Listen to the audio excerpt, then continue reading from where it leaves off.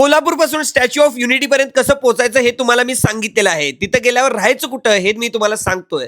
Station पासून 2 ते 3 kilometre त्या ठिकाणी तुम्हाला रिक्षाने जायचं आहे. रिक्षावाले तुमच्याकडून 100 रुपये चार्ज करतील. इथं गेल्यानंतर हा नंबर आहे, या नंबरवर तुम्ही कॉल करू शकता आणि जेवण आणि राहण्याची सोय सुद्धा होईल. अशा रूम्स आहेत, रेट डिस्क्रिप्शन मध्ये दिलेला आहे. स्टॅच्यू ऑफ युनिटी बघितल्यानंतर आपण झू मध्ये जातोय. 200 रुपये तिकीट आहे आणि या तिकिटामध्ये बॅटरीच्या गाड्या एकदम फ्री ऑफ कॉस्ट मध्ये तुम्हाला इथं उपलब्ध आहेत.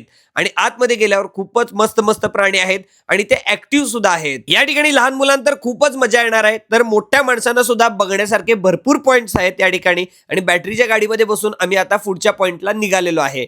गेंडे सुद्धा आहेत 2 बघू शकता आणि पक्ष्यांच्या पिंजऱ्यामध्ये तर आपण आतमध्ये जाऊ शकतो आणि अगदी जवळून हे पक्षी बघू शकतो. मोठ्या आकाराचे बदक मी बघितले, मगर बघितले एकदम जवळून. शक्य असेल तर आत्ताच लवकरात लवकर प्राणी हे लहान मुलांना दाखवा, कारण की भविष्य काळामध्ये हे प्राणी पुन्हा बघायला मिळतील असं मला वाटत नाही, कारण की आत्ताच हे खूप लुप्त होत चाललेले आहेत. या ठिकाणी रंगीत पोपट, रंगीत कोंबडी असे युनिक पक्षी अगदी जवळून आपल्याला बघायला मिळतील. पक्ष्यांचं सेक्शन एन्जॉय केल्यानंतर आपण आफ्रिकन सेक्शन मध्ये जातो. त्या ठिकाणी सुद्धा वेगवेगळे प्राणी आपल्याला बघायला मिळतात.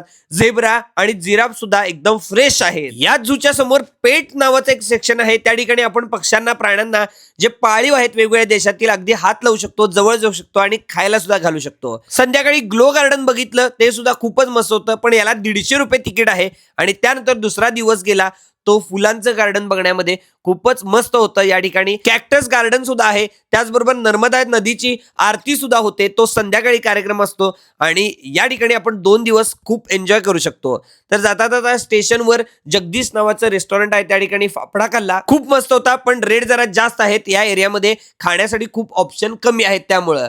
आणि त्यानंतर पुन्हा स्टेशनवरून आम्ही प्रतापनगर या ठिकाणी गेलो. तिथनं वडोदऱ्याला 40 रुपये रिक्षा घेऊन सोडतात. तिथे गेल्यावर लक्ष्मी विलास पॅलेसला गेलो. या पॅलेसला 250 रुपये तिकीट आहे आणि रेस्ट्रिक्शन्स पर तर खूप आहेत. इकडे जाऊ नका, तिकडे जाऊ नका. कमर्शियल प्रॉपर्टी म्हणून सुद्धा वापरलं जातं. या ठिकाणी लग्न पण होतात. आणि त्याचबरोबर नवरंग कॉम्प्लेक्स जवळ काठियावाडी जेवण जेवलो. 150 रुपयाला अनलिमिटेड थाळी आहे आणि घरी कोल्हापूरला आलो.